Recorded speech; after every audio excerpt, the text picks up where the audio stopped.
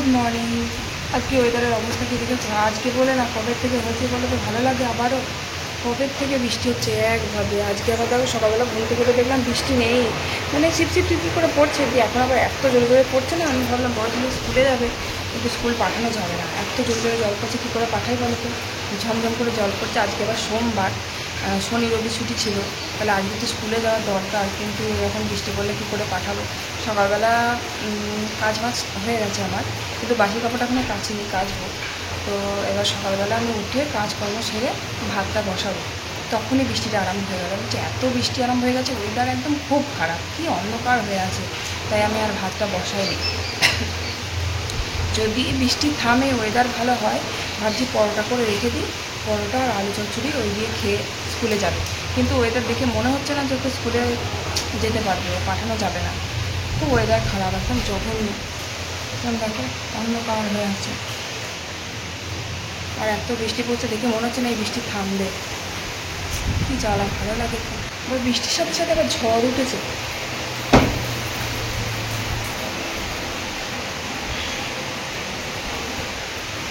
বৃষ্টি তাও মানা যায়, বৃষ্টির সাথে আবার ঝড় হচ্ছে, ঝড় তাহলে স্কুলে পাঠানো যায় এই ঝড়ের মধ্যে?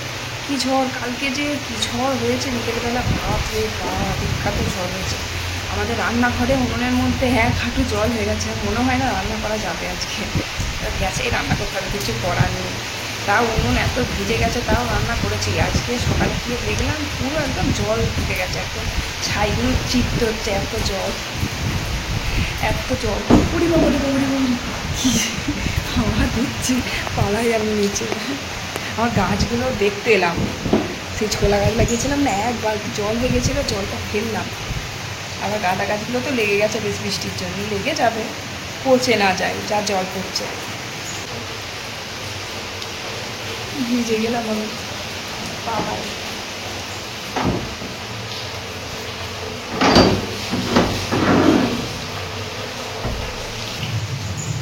গুবলু ঘুমাচ্ছে,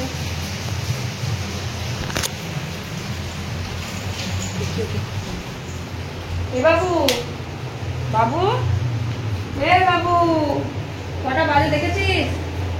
স্কুলের টাইম হয়ে যাচ্ছে তো নাকি? কটা বাজে দেখেছিস? 8:30 বাজে। এ ওই দেখ, স্কুলে কখন যাবি? একবার জানলাটা খোল, জানলাটা একবার খোল, দেখ বাইরের অবস্থা, দেখতে পাবি না, ইয়ে করা আছে। কি করে যাবি স্কুলে? রেনকোটটা পরে যাবি। কি যেতে হবে না, শনি রবি ছুটি ছিল, আর কি যেতে হবে না? তা রেনকোটটা পরে যাবি। রেনকোট পরবে না? হ্যাঁ হ্যাঁ, যতই ভিজুক না কেন, রেনকোট পরতে বিরক্ত লাগে। যে ঝমঝমিয়ে বৃষ্টি পড়ছে, তো আমি একবার ভাবলাম যে ওকে একবার বলেই দেখি যে স্কুলে যাওয়ার জন্য কি বলে দেখি। আওয়াজ শুনেও বুঝতে পারছে যে বাইরে প্রচুর বৃষ্টি হচ্ছে, তো রেনকোট পরার কথা বললেই প্রচন্ড রেগে যায়। রেনকোট কেন পরতে চায় না কে জানে, মানে খুব বিরক্ত হয় রেনকোট পরলে। মানুষ কি করে, বর্ষাকালে রেনকোট কিনে পরার জন্যই তো, নাকি ও রেনকোট কিছুতেই পরবে না, মানে রেনকোটটা বেকার বেকার কিনে দেওয়া হয়েছে। আবার ইচ্ছা করে করে রেনকোটের মানে যত জয়েন্ট আছে জয়েন্টগুলো টেনে টেনে ছিঁড়েছে যাতে পরতে না হয়। তো জানি না কেন পরতে চায় না। খুব বৃষ্টি পড়ছিল বলে আমি ভাতটা যে বসাতে গিয়ে বসালাম না, আমি দেখছি ফালতু ফালতু আবার ভাত বসে কি করবো, বড় ছেলে এত বৃষ্টির মধ্যে স্কুলে যেতে পারবে কি না পারবে, তাই জন্য আমি আটাটা মেখে রেখে দিয়েছিলাম যাতে ঝট করে ওকে পরোটাটা বানিয়ে দিতে পারে। আর আলু চচ্চড়ি করতে আর কতক্ষণ সময় লাগে, আলু চচ্চড়িটা কেটে রেখে দিয়েছিলাম, কিন্তু করার হলো না, ও স্কুলে যেতে পারলো না বলে। পরোটাটা ভেজে নিলাম, দিয়ে চা খেলাম, চা খেয়ে নিচে এলাম।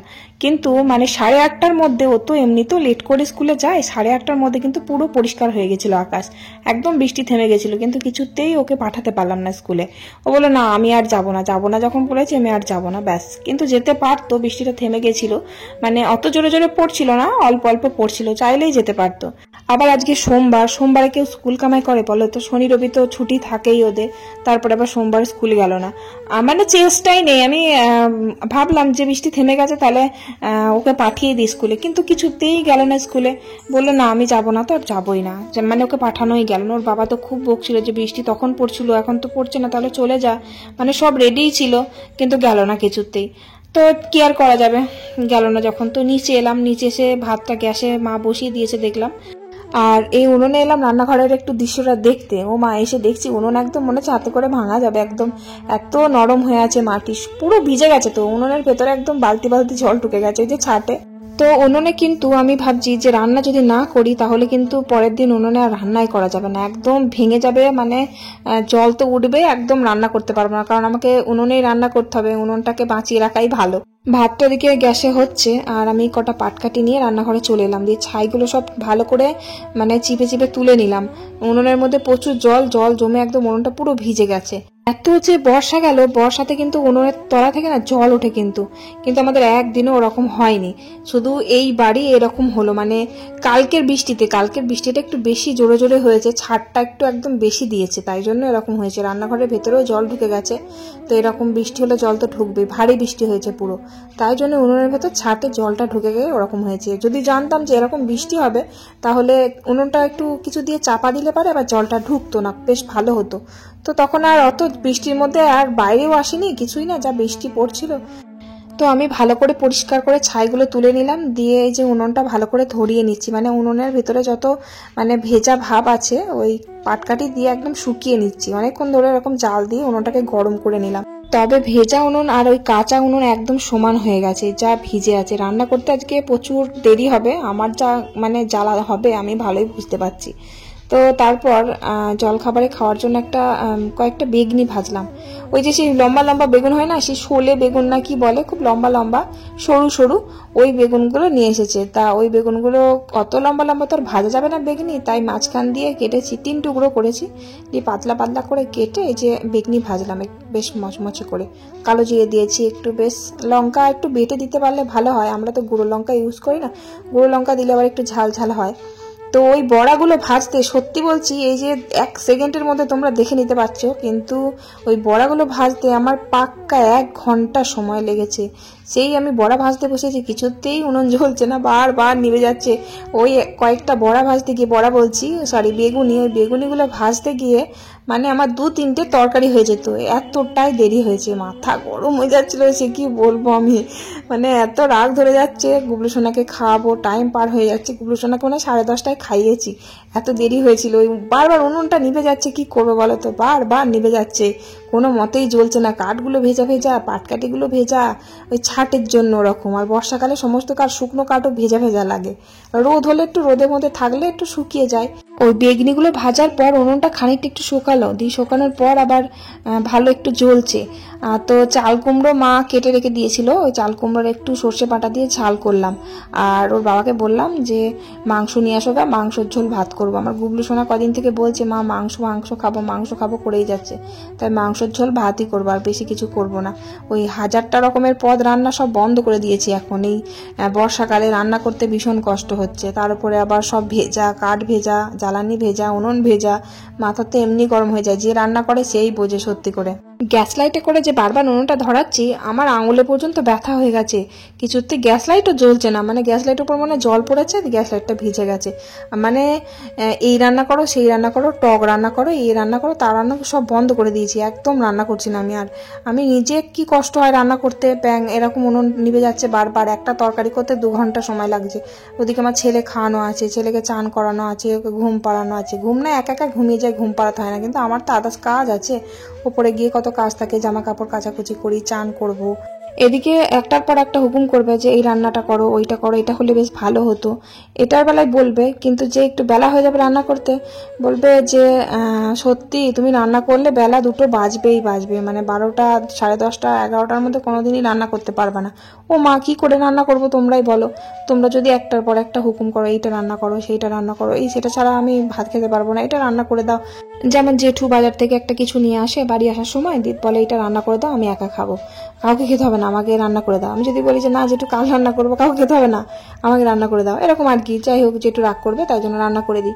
তারপরে বাবার জন্য, বাবা ধরো ঝাল মশলা বেশি খায় না, বাবার জন্য আলাদা একটা ঝোল করে দিতাম, এখন আর করা হয় না, সেটা একটা আলাদা। আবার গুবলু সোনা ডাল ছাড়া খেতে পারে না, গুবলুর ডাল। তারপরে মাছ বা মাছের তেল টেল নিলে পারে আমার বড়মশাই বলে যে মাছের তেলটা ভেজে দিও, মাছের তেলটা আমার ভালো লাগে, ও ভালোবাসে বলে আরও আমি আলাদা করে ভেজে দিই। মানে সবার পছন্দ মতন একটা একটা করে রান্না করতে গিয়ে কত রকমের পদ রান্না হয়, তোমরা ভালো করেই জানো আমি কত রকমের পদ রান্না করি। তো ওই জন্য আমার রান্না করতে বেলা হয়ে যায়। তাহলে সেটা বুঝতে তো হবে, বলো যে কত রকমের রান্নাটা করছি, তাহলে রান্না করতে তো বেলা হবেই, তাই না? আমার বেশিক্ষণ সময় কেটে যায় রান্নাঘরে। আমার সকালবেলা 9টার সময়, পাক্কা 9টার সময় রান্নাঘরে ঢুকি, আর উঠি এক একদিন 2টো বেজে যায়, 1:45 বেজে যায়। মানে গুবলু সোনা আছে, গুবলু সোনাকে খাওয়াতে হয়, তা না হলে হয়তো 3টেও হয়তো বেজে যেত রান্না করতে। তা এখন মা বলে যে বেশি রান্না করতে হবে না, 2-3 তরকারি করে উঠে পড়ো। তো এবার ওই জন্য রান্নাটা খুব একটা এখন বেশি দেখতে পাও না, 2-1 পদ রান্না করে উঠে পড়ি। তো যাই হোক, তারপর রান্না শেষ করলাম, দিয়ে কড়াইটা মেজে ধুয়ে চান করে যে খেতে বসেছে সেই সময় যে কি বৃষ্টি, ঝমঝম করে বৃষ্টি শুরু হয়ে গেল। কিরম জল জমেছে দেখো তুমি, হায় ভগবান কি অবস্থা। কাঁচটা লাগানো সত্যি খুব দরকার, এরকম ছাট কোনোদিনই আসে না। এত জল, এখানকার জল এদিকে চলে যাচ্ছে, কি অবস্থা কি অবস্থা। হ্যাঁ, একবার এখানে সমুদ্র হয়ে গেছে, পুরো সমুদ্র। বাবা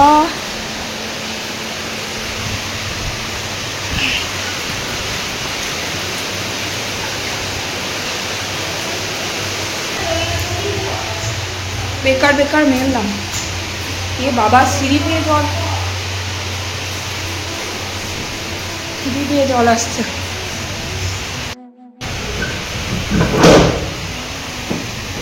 মা সব কোথায় গেল? বেকার বেকার কাচলাম আমি, আর নাইটি মাইটি গুলো কাদা পড়ে, বাবা সব পড়ে গেছে ওখানে। আবার আমাকে উঠে কাচতে হবে, বেকার বেকার কাচলাম, সব কাদা লেগে গেল। আর একটা নাইটি কোথায় গেল?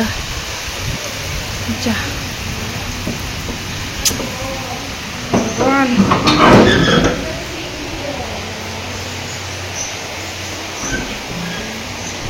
ওপর থেকেও জল আসছে, খুঁচাতে হবে একটা সরু কিছু দিয়ে। আর এই জলটা এখানে করেছো, এখানে কেউ নালি করে? সামনে মন্দির, নোংরা জলগুলো মন্দিরের ওপর গিয়ে পড়বে। সবার ভাতের ভাত পড়ে আছে, ওখান দিয়ে যাওয়া যাবে, ইয়ে করা যাবে না, জল ফেলা যাবে না, এখান দিয়ে নামাতে হবে। ওই দেখো ছাদের জলগুলো সবে নিচে পড়ছে এখান দিয়ে। আমাদের ওপরের ঘরে এমন একটা জায়গায় নালি করেছে যে জলটা পুরো একদম মন্দিরের পাশেই পড়বে, তাই জন্য ওখান দিয়ে জলটা আমি পাস করি না। কখনো জল টল পড়ে গেলে বা ধুলে ওখান দিয়ে পাস করি না, সিঁড়ি দিয়ে ফেলে দিই, তা না হলে জল চিপে চিপে বালতি করে নিয়ে নিই। কিন্তু এত জল পড়েছে যে মানে জল চিপে চিপে আমি বালতিতে তুলতে পারবো না, অসম্ভব, মনে হচ্ছে যেন সাঁতার কাটা যাবে। আমাদের ঘরের মানে জানলা টানলা মেশিন সমস্ত কিছু ভিজে গেছে। এবার কি করব, উপায় নেই। এবার এখানে কাঁচও লাগানো হয়নি, মানে খুব তাড়াতাড়ি কাঁচ লাগাতে হবে। কি করব, কাঁচটা লাগাতেই হবে, আর কিচ্ছু করার নেই। তো কোনো রকম আর কি মানে সামলানোর জন্য আমার একটা শাড়ি নিয়ে আর কি গ্রিলের সামনে দিয়ে দিয়েছিলাম। তো শাড়িটা গ্রিলের সামনে দিয়েছিলাম, কিন্তু পেছন থেকে যে হাওয়াটা আসছে বাইরে থেকে, তা শাড়িটা হাওয়ার চোটে না উল্টে যাচ্ছে, জল আরো বেশি বেশি করে আসছে। তারপর শাড়িটা আবার খুলে বাইরের গ্রিল দিয়ে একদম ভালো করে টাঙিয়ে দিলাম। তখন আবার জলটা আর কি একটু আটকালো। তো এবার দেখেছো আমি শাড়িটা পরি না, সেই শাড়িটা পরে ভিডিও করেছিলাম, সেই শাড়িটা কোনো রকম হাতের কাছে পেয়েছি, টাঙিয়ে দিয়েছি। তাছাড়া ওখানে টাঙানোর মতো সেরকম কিছু নেই, মানে তাড়াহুড়ো করে আর কি ওটাই টাঙালাম। যাই হোক, তারপর বৃষ্টি থেমে যাওয়ার পর দেখো জামা কাপড়গুলো কেচেছিলাম, 2-4টে কেচেছিলাম, একটা বিছানার চাদর, তারপরে আমার বড় ছেলের জামা প্যান্ট আর 2টো নাইটি কেচেছিলাম। ওই রান্না বান্না করার পর তখন বেশ পরিষ্কার হয়েছিল আকাশটা, বুঝতে পারিনি এত জল হবে, তা না হলে আমি ঘরে গিয়ে মেলে দিতাম। আমি ছাদে বর্ষার সময় ছাদে মেলিই না, ঘরেই নিয়ে চলে যাই, ঘরে পাখা চলে তো হাওয়ায় হাওয়ায় শুকিয়ে যায়। তো ছাদে এলাম, ছাদে এসে দেখি জামা কাপড় তো পড়ে গেছেই, তখনই দেখলাম। আর আজকে তো ঝড় হয়েছে, প্রচন্ড পরিমাণে ঝড়টা বেশি ছিল, ঝড়ের জন্য ওই জন্য জামা কাপড়গুলো সব পড়ে গেছে। আমি ভাবছি পুকুরের পাড়ে না পড়ে যায় জামা কাপড়গুলো, কারণ আমাদের বাড়ির পিছনেই পুকুর, তাহলে গেল আর পাওয়া যেত না। যাই হোক, পুকুরে পড়েনি, জামা কাপড়গুলো ছাদেই পড়েছে, আর কাদার মধ্যে একদম প্রচন্ড নোংরা লেগে গেছে। ছাদে তো কাদা নেই, কিন্তু নোংরা তো আছে, তো জামা কাপড়গুলো ভালো করে ধুয়ে দিলাম। দিয়ে হালকার মধ্যে একটা দুর্ঘটনা হয়ে গেল। ওই যে জামা কাপড়ের বালতিটা আমি নিয়ে আসলাম, ছাদে তো আর মেলিনি, ঘরে নিচে মেলবো বলে জামা কাপড়গুলো বালতিতে করে আর কি সিঁড়ি দিয়ে নিয়ে আসছি। ওপরে সিঁড়ি থেকে এমন ভাবে আমি পড়লাম, নিচের সিঁড়ি অবধি চলে এলাম, মানে এমন ভাবে গড়াতে গড়াতে পড়েছি, হাতে লেগেছে, পায়ে লেগেছে, কোমরে লেগেছে, তারপরে মাথার পিছনে লেগেছে, একদম কাল সিটে পড়ে গেছে, নীল হয়ে গেছে। আর এই যে দেখো বালতিটার অবস্থা দেখো, বালতিটা তো একদম ভেঙে চুরমার হয়ে গেছে, এমনকি কাঁচও লাগানো যাবে না বালতিটায়, এমন ভেঙে গেছে। কিন্তু আমার কোমরটা ভেঙে যায়নি, এই আমার সৌভাগ্য। তবে কোমরে ভীষণ চোট পেয়েছি, সব থেকে বেশি লেগেছে আমার বাঁ পাটা, বাঁ পায়ে এত লেগেছে, মানে সিঁড়ি থেকে পড়ে গেছি তো, পড়ে গিয়ে আমি আর উঠতে পারিনি, একদম এতটাই ভয় পেয়ে গেছি সিঁড়ি থেকে। আমাদের তাতে আবার সিঁড়ির পাশে রেলিং করা নেই, তো এমন পড়ে গেছি মনে যেন আমি হয়তো সেন্সলেস হয়ে গেলাম, মানে মাথায় কিছু কাজ করছে না, পড়ে গেছি তো পড়েই আছি, শুয়েই আছি ওখানে। আমার শাশুড়ি মা, আমার বড় ছেলে মানে আমার আওয়াজ পেয়ে উপরে এসে দেখে আমি পড়ে আছি, আর ফোনের স্ক্রিন গার্ড, তারপরে ফোনের অনেক কোনাগুলো মানে পুরো ভেঙে চুরমার হয়ে গেছে। তারপর শাশুড়ি মা সেই আইস ব্যাগ নিয়ে এসে ভালো করে একটু স্যাক দিয়ে দিল। তারপর খানিকক্ষণ পর দেখলাম নীলটা একটু কাটলো, তারপর হাসিটা মলম ছিল দিয়েছি, কিন্তু প্রচন্ড ব্যথা, হাঁটতে গিয়ে খুব লাগছে। যাই হোক, হালকার ওপর দিয়ে ভালো রকমের আজকে আমার ক্ষতি হয়ে গেল, মাথা পাতা ফেটে যায়নি আমার, ওই ভাগ্য ভালো। যাই হোক, তারপর আবার বৃষ্টিটা শুরু হয়ে গেছে, তো বড় ছেলে আবার বলছিল যে বিকেলবেলা মা আমি আজকে আর পড়তে যাবো না, সকালে স্কুলে যায়নি আবার বলে পড়তে যাবো না। ভাবো, বকাঝকা দিয়েছে, ওর বাবা আবার পাঠালো। তারপরে আবার সন্ধ্যাবেলায় যে সন্ধ্যাটা দিলাম কোনো রকম খুঁড়িয়ে খুঁড়িয়ে, পায়ে ভীষণ লাগছে, সত্যি বলতে আমি হাঁটতে পারছিলাম না, প্রচন্ড পায়ে লাগছিল, আর হাতে পায়ে যে কোথায় লেগেছে মা বলছে দেখো আজকে বুঝতে পারবে না, কালকে হয়তো বুঝতে পারবে, কারণ ব্যথার সঙ্গে সঙ্গে বোঝা যায় না। সিঁড়িতে খুব ভালো রকমের লেগেছে, চোখ মুখ তো অন্ধকার হয়ে গেছিল, মনে হচ্ছে আমার কি হলো রে, আমি কি করে পড়ে গেলাম, আমি ভাবতেই পারিনি। স্লিপ ছিল সিঁড়ি দিয়ে, যে প্রচন্ড বৃষ্টি হয়েছে না, দিয়ে জল ছিল সিঁড়িতে, বুঝতে পারিনি। তো কি আর করা যাবে, যাই হোক একটু সাবধানে হাঁটাচলা করতে হবে সিঁড়ি দিয়ে নামার সময়। আমার গুবলু সোনা এক সময় থাকে, কি ভাগ্যে ছেলে ছিল না তাই। তবে আমার বড় ছেলে ছিল ছাদে, আমি যখন জামা কাপড়গুলো কাচলাম তখন ও ছিল।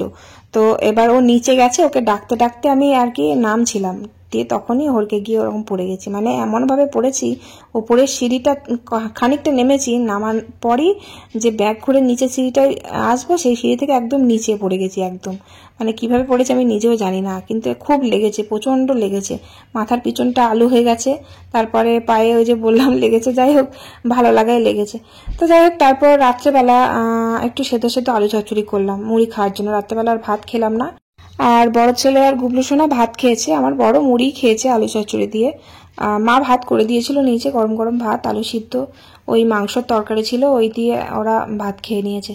তো চলো আজকের ভিডিওটা এখানেই শেষ করলাম, ভালো লাগলে একটা লাইক করে কমেন্ট করে দিও। চলো আজকের মতো tata, bye bye, good night, ভালো থেকো সবাই, আবার নেক্সট ভিডিওতে দেখা হচ্ছে। হতে পারে শর্ট ভিডিও, তো বড় ভিডিও আমি কিন্তু ডেলি দিচ্ছি না, প্লিজ শর্ট ভিডিওগুলো অন্তত দেখো তোমরা।